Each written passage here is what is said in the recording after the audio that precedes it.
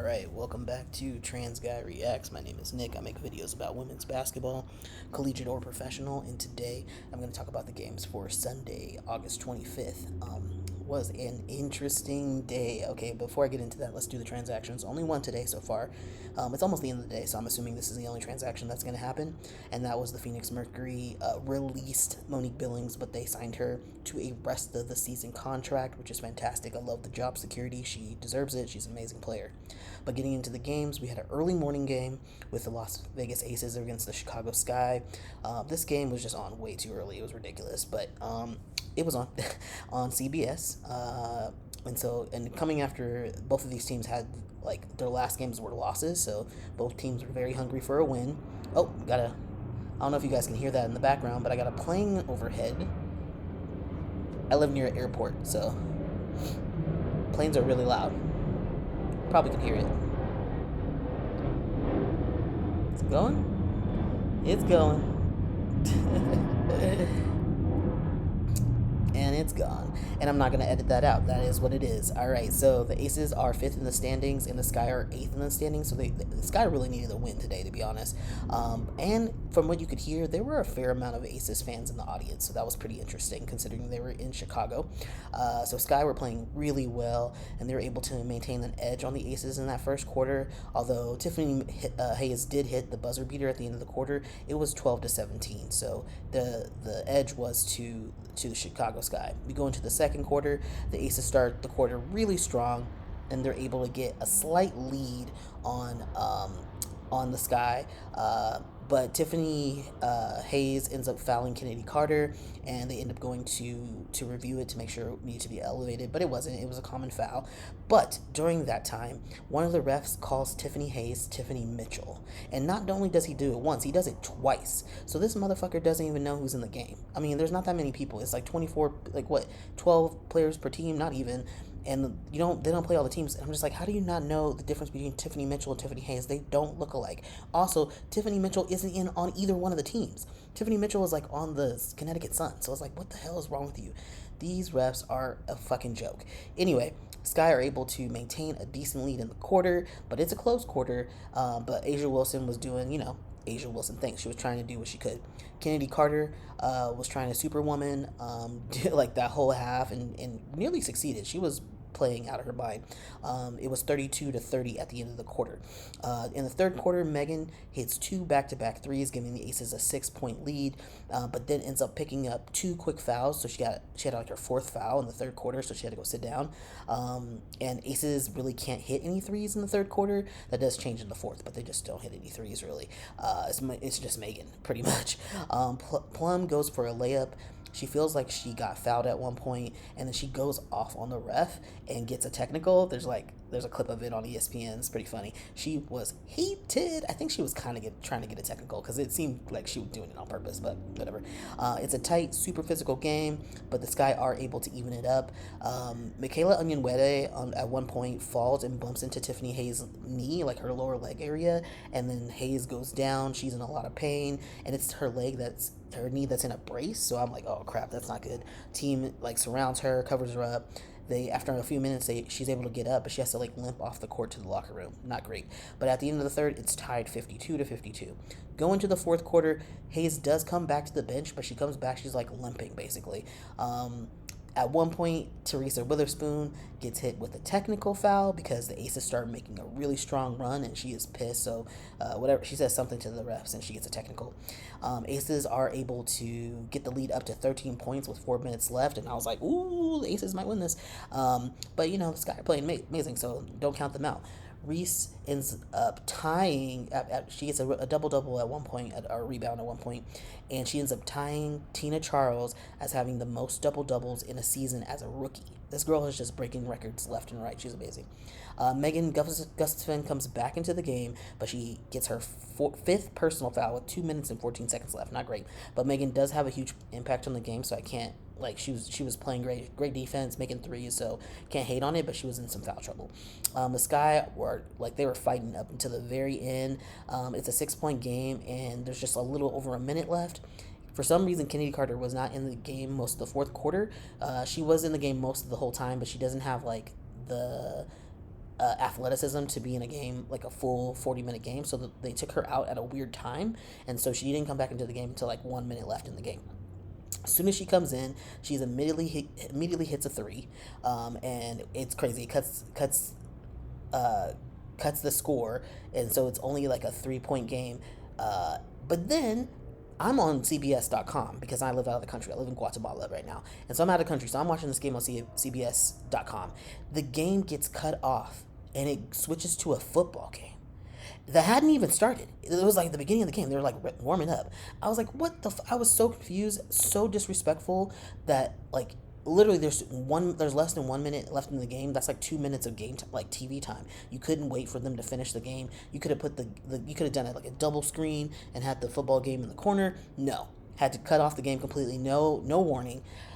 I was so pissed. I was so angry. And there was no way I could watch it because CBS had the rights to it. So I had to go on the WNBA.com and watch the play-by-play, which was very annoying. So I watched the play-by-play to figure out what happened. So 37 seconds left in the game, super tight. Carter does another three, ends up tying the game. It's like 1.1 second left.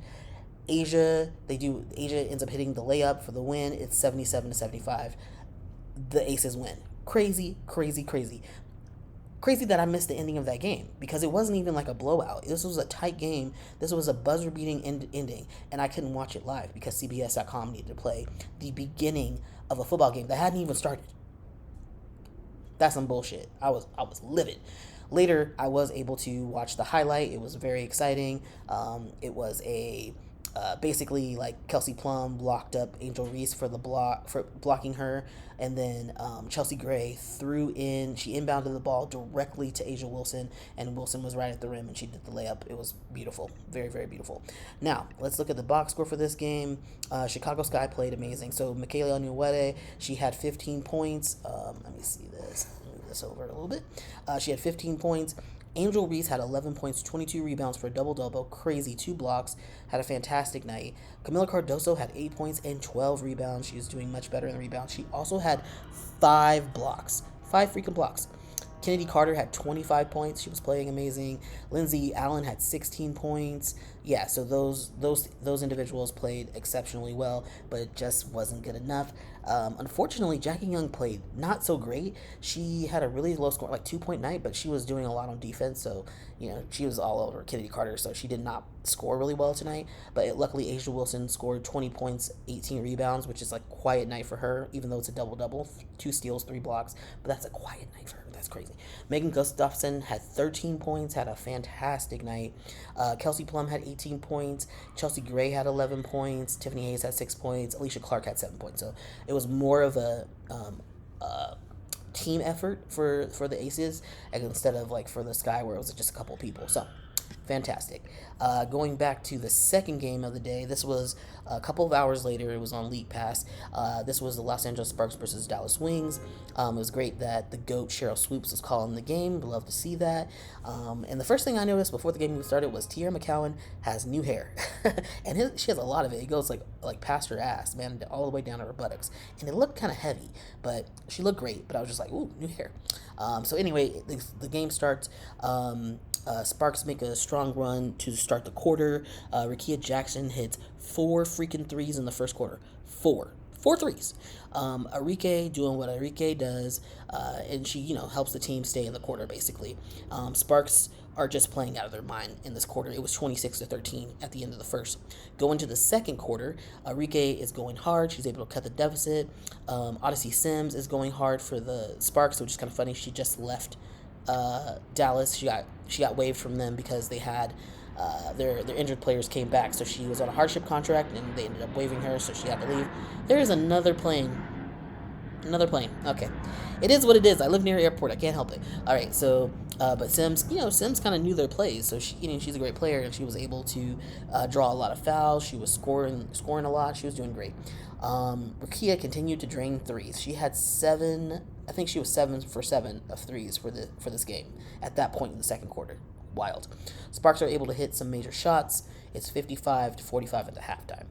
In the third quarter, the Sparks are able to extend that lead. They get it to 72-56, dude. With 7 minutes left in the quarter, Satu Sabli, Steph Talbot, Both picked up 4 fouls though, so a little trouble for the Sparks. But the Sparks are able to push the lead to 20 points. It was like 92-73 at the end of the third. That was wild. I was like, ooh, this does not look good for Dallas. It really doesn't.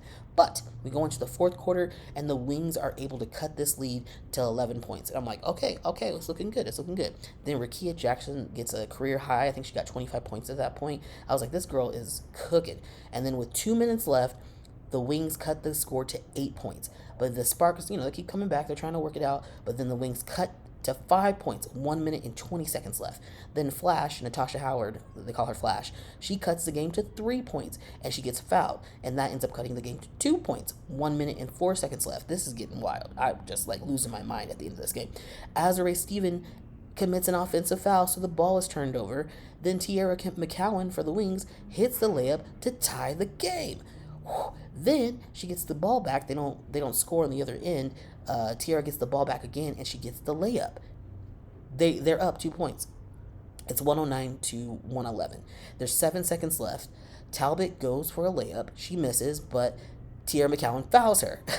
It's 3.2 seconds left. This is just like the craziest ending to this game. Wings challenge it, but it's unsuccessful. Talbot makes one of two of her shots. So it's 110-111. I am just losing my mind. Also, in the between this, Cheryl Swoops is being so messy. She's like talking about, in other news, Rickea Jackson is just beautiful. She's just like talking about how Rickea Jackson is beautiful, and that if like basketball didn't work out, she could be a model. Like, girl, oh my gosh, Cheryl Swoops, you're such a flirt. It's ridiculous. They're like, pay attention to the game, girl. Anyway, but Rickea Jackson is a beautiful woman, but it just besides the point. Anyway, on the inbound, they found Natasha Howard. They being the Sparks, they found Natasha Howard. They foul Flash, and they put her at the line. She makes both of the free throws. It's 110-113. Woo! 2.5 seconds left. The Sparks hit their reset timeout so they can advance the ball. De'Erica Hamby goes for the 3, and it only hits the front of the rim. Wings win.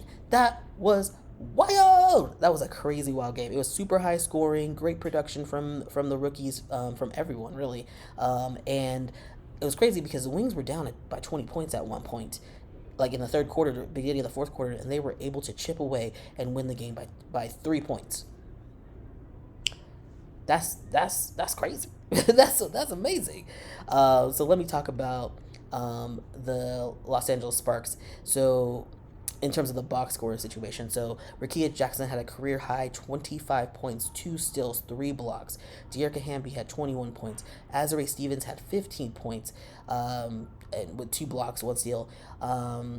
Odyssey Sims had 26 points, 10 assists. She had a double-double. Crazy. Kia Nurse had 7 points. Stephanie Talbot had 6, and Lee Yuru had 8. So, really great contribution from the Sparks. They did all that they could, but at the last minute, the Dallas Wings came out and they finished it. So Satu Sabali had 19 points. She didn't play really great in the beginning of the first half, but she played well in the second half. Natasha Howard Flash had 30 points, 7 rebounds. Tiara McCowan had 17 points, 11 rebounds, 3 steals, double-double for her. Elrike Gumbawale had 33 points, 7 assists. 33 points, crazy. Two steals, of course, that's what she does. And Sevji Uzan had 6 points, and so did Maddie Segrist. So, the contributions of Arike and Natasha both getting 30 points, that's just amazing. And then now you have Satu back, who's actually being consistent. Yeah, it is just a force that they could not stop at the last minute. So, yeah, both of these teams, honestly, are maybe not going to make the playoffs, but they're going to try. They still have a few games left. It's possible. But, yeah, it was a really, really fun game. I didn't expect the game to be that fun. So, it was a really good surprise and enjoyed it. But anyway, that is my recap for today. Hope you like this. If you did, like, share, subscribe, follow, do all the things you do on social media, and I will see you in the next one. Peace.